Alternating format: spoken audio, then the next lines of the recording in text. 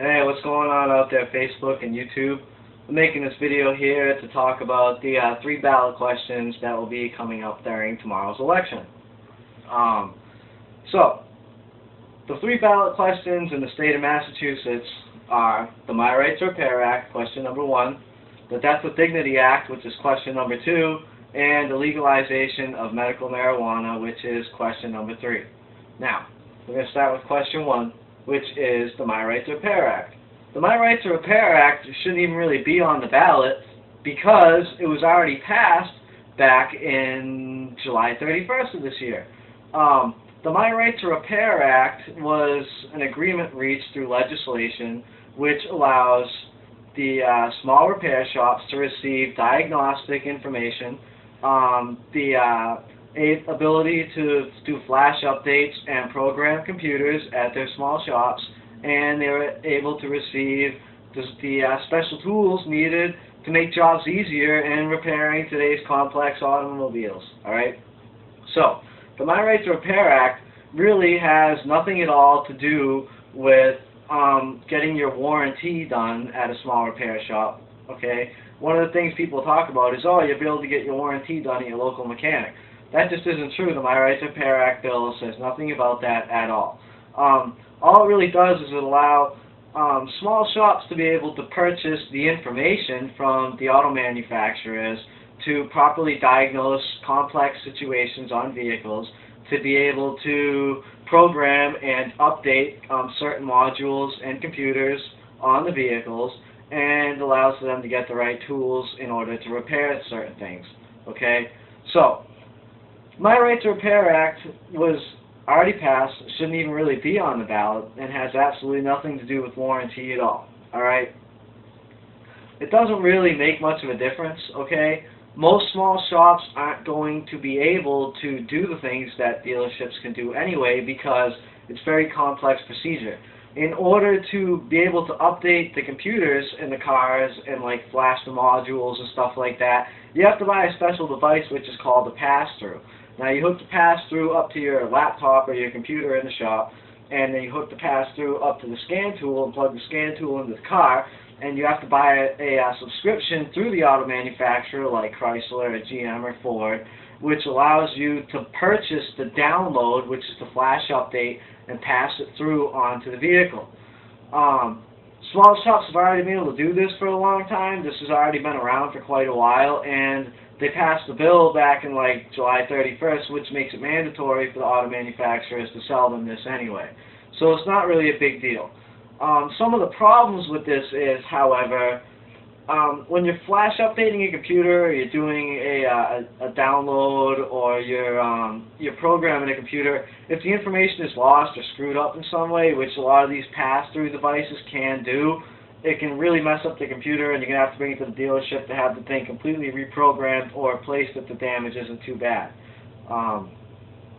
So, you know, it's already passed. The information already has to be released. One thing that's in the bill that's on the question bill that wasn't passed through legislation is that it'll have to be like completely up to date, like week to week information, you know, because they're always coming out with new stuff in cars. They're always coming out with new updates. Right now, like say if you went to your local repair shop and they had to pass through and they'd already paid for the subscriptions, and say you want to do an update for like a PO300 or a 303 or whatever code you happen to have in your car that'll take care of it. If that update just came out like a week ago, the auto manufacturer might not already have that released. So the My Right to Repair Act will make them release that weekly, but that isn't going to end up going through until 2017, 2018. Alright? So that bill has already been passed. Me being a technician at a dealership, I should be against the My Right to Repair Act, but really I'm all for it because it's not going to make that big of a deal. In all honesty, in my opinion, a lot of the shops end up buying the pass-through and stuff, which most of them don't because they're really expensive. It costs like a few $1,000s for the pass-through, plus you have to have like a $10,000 scan tool, and you have to buy the subscription, which is usually monthly, weekly. I don't think you can buy daily subscriptions for this, and those are quite expensive too. And if the car gets screwed up, it's going to end up coming back to me anyway to fix the right way. So, I vote yes on this just because, you know, you will be able to get, like, timing belts and stuff like that done more cheaply, or cam phasers and things where, you know, you need a special tool to stick down in to hold the timing chain over so you can pull the cam out and pull the cam phaser off in a lot less time. I can get into a lot more scenarios that are much more complex, but I don't think you guys are really going to understand what I'm even talking about there. So that's the My Right to Repair Act. I'll be voting yes on that because I'm a proponent of freedom. You know, I agree with freedom, and I think we should have freedom of choice. So, shouldn't even be on the ballot. Question 2, the one that has a lot of sides to it, and there's a lot of debate about this question, the Death with Dignity Act, alright? Now, the Death with Dignity Act, it is written a little bit weird, but there's also a lot of stuff in there that they're not telling you on the news, the news and on all the ads and everything. Like, you can't just go to your doctor and say, oh, I want to kill myself, and they're going to give you a prescription to kill yourself. It doesn't work like that. You have to be diagnosed terminally ill by 2 separate doctors that both say you have 6 months left to live, or less, alright?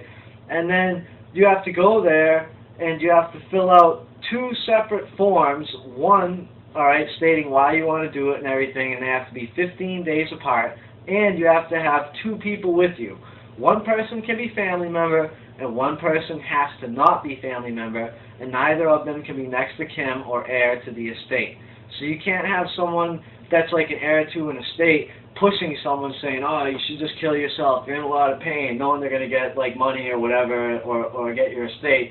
So it's not really quite that simple. They can't just you can't just off yourself because you're depressed. You can't just be diagnosed with 6 months left to live and go there to the doctor and say, well, you know what, if I got 6 months left to live, give me a prescription, I'm going to kill myself. It doesn't work like that. You have to have time to think about it. You also have to be evaluated by a psychiatrist approved by the state that deems you able to make that decision. Alright? So you have to be coherent and you have to be able to make decisions.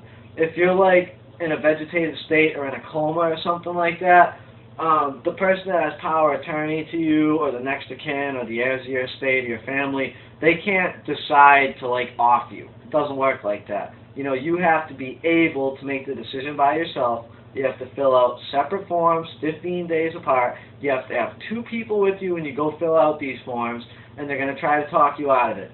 Now, part of the shady things about this bill is, which I really don't like, is there's a lot of recommendations in there, okay?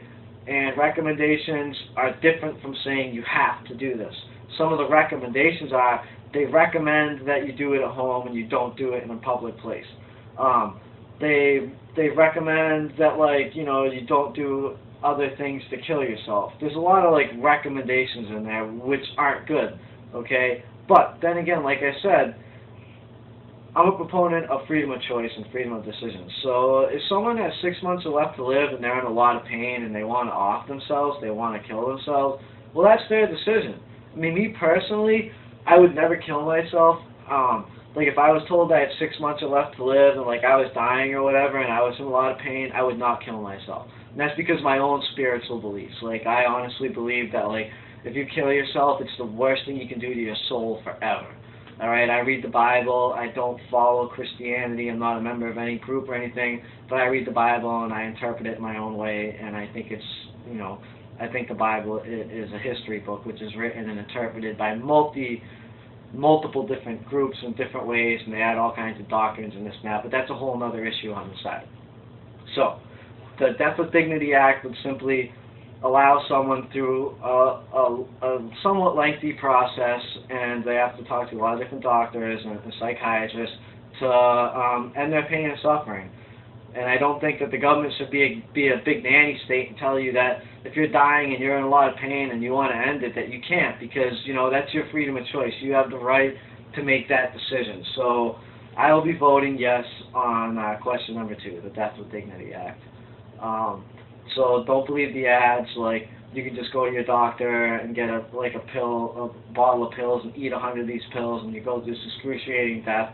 That has nothing to do with it. There's multiple different ways that you can end your life through this bill. And like I tell people, if someone really wants to kill themselves, they're going to kill themselves, whether it's legal or not, This way there, no one else gets in trouble for helping the person kill themselves, like getting them something or helping them eat something, or like if they happen to steal someone's prescription and eat the prescription, that person, prescription for some other type of medication, not this, but, I'm saying if someone wants to kill themselves and they steal someone's medication and eat it, or they kill themselves with a gun, that person isn't going to get in trouble for not, like, hiding the medication or locking their firearm up or anything like that. So, I'm going to say I think this bill is a good thing because it gives people freedom of choice, and I strongly believe in people having their freedom of choice. The government shouldn't tell you how to live. You should be able to make that decision yourself, or how to die. So that's the Death with Dignity Act. There's a lot of disinformation on both sides. Yes, the bill is written kind of quirky, but in a way there's also a lot of fail-safes in there. It gives people time to think about what they're doing, and they have to be evaluated and be shown to be of mental capacity to make that decision. All right? So, question number 3, the legalization of medical marijuana. There's also a lot of things on both sides of this. All right? The legalization of medical marijuana will not allow you to go to your doctor or some doctor and say, I have headaches, I want a prescription for weed, and they're going to write you a prescription. You're not going to be able to go there and say, I have chronic pain, or I have migraines, or this, that, the next thing. What the bill actually reads is that you have to have a debilitating disease, and you have to be diagnosed with debilitating disease, such as Crohn's disease, AIDS, cancer, glaucoma, hepatitis C, things of that nature. And you can go look up what a debilitating disease is. There's a very small list. There has to be amendments made to this bill after it's passed in order to allow people to get medical marijuana for, like, not being able to sleep, or like having chronic headaches or chronic pain, like people that got in a car accident and their back hurts, maybe smoking a joint helps the pain go away. There's going to have to be an amendment to allow for that. But this bill is a step in the right direction towards the freedom of choice. Now, the big proponents behind, like, not legalizing marijuana, believe it or not, is the paper industry, big pharmaceutical, and big oil. Alright? Now, just for an example, the reason big oil does not like marijuana being legalized is because it hurts the oil business in a big way. Alright? For one small thing, let's take ethanol. Ethanol fuel is a big scam. Not only does it hurt the vehicles and cause damage to the catalytic converters and the catalyst and the engine, and it burns at the wrong temperature for older vehicles, it's also a scam in the process of making the ethanol. Because in order for farmers to make ethanol out of corn, alright, it takes 2.5 gallons of gasoline to make 1 gallon of ethanol from corn. So, if you're using 2 gallons of gasoline through the big machines that they use to harvest the corn and refine the corn into ethanol to make 1 gallon of it, where's the pro of that? You're using 2.5 gallons of big oil's oil to make 1 gallon of ethanol. So that in itself is a scam.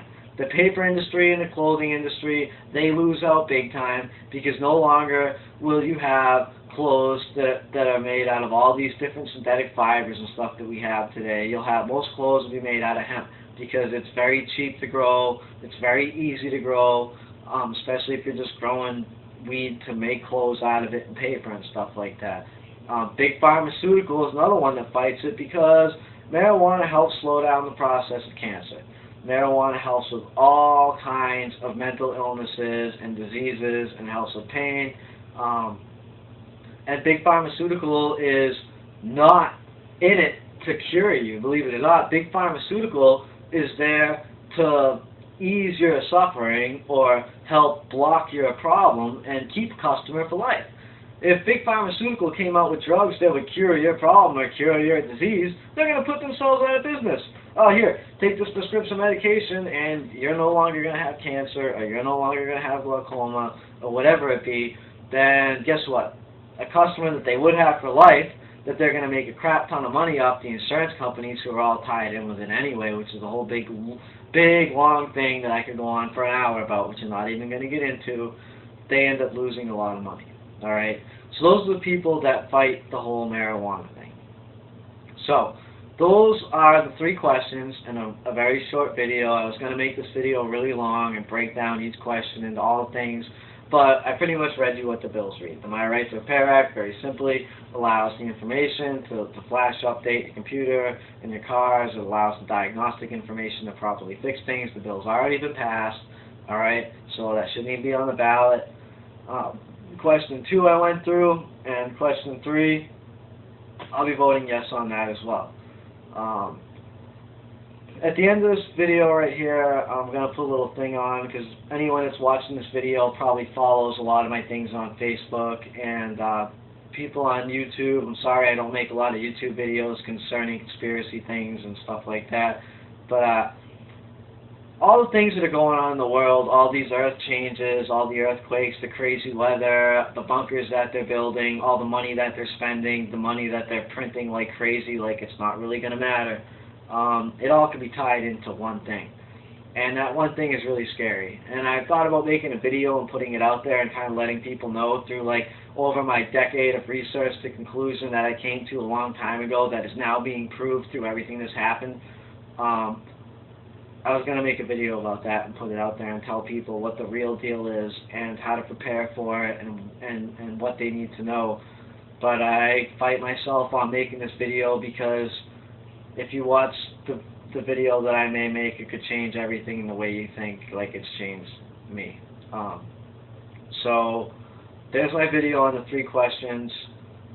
If you'd like to see me make a video about what I found out through all the research and everything that I've done, message me or comment or whatever and let me know, and I may make that video. So, when you go out tomorrow, if you're like me and you want to vote for freedom of choice and you want to give people the right to do what they want to do, then vote yes on 1, 2, and 3. And each question, question 3 especially, is a step in the right direction towards giving people freedom. Like I said, eventually they could amend question 3 when the law is passed that will allow you to go to a doctor and get a prescription for a headache, for smoking pot or whatever, and it'll be much like what California has. Now, one thing I want to add about question 3. A lot of people don't know this, but the federal government law trumps the state law. So although the state says that you can grow marijuana and you can get licensed to grow this, and the bill is not going to limit the amount of dispensaries. That's another thing that I've heard, that they'll only be allowed a certain number of dispensaries and groweries. That's not true. The bill says nothing like that. Although the state government will say, hey, you know, here's a license to go smoke pot, buy pot, grow pot, whatever the license you happen to get, the federal government can kick down your door and arrest you for these drugs. Alright, because the federal government law trumps the state law. That's why in California, a lot of these groweries and stuff like that and dispensaries end up getting raided by the feds, and the state doesn't have the cojones to step in and say, hey, we passed a law, the way the Constitution is written, state law is supposed to trump federal law. They don't have the balls to do that. So yes, you can still get in trouble for this through the federal government, but the state says it's okay, so it's kind of quirky. But, like I said, that is what it is. I'll be voting yes on 1, yes on 2, and yes on 3. And if you guys watch my first video about your vote for president doesn't really count, you know I'll be voting for Gary Johnson as well. So, I'm going to leave this video like I leave all my videos with be safe, keep it real, peace out, and keep truthing.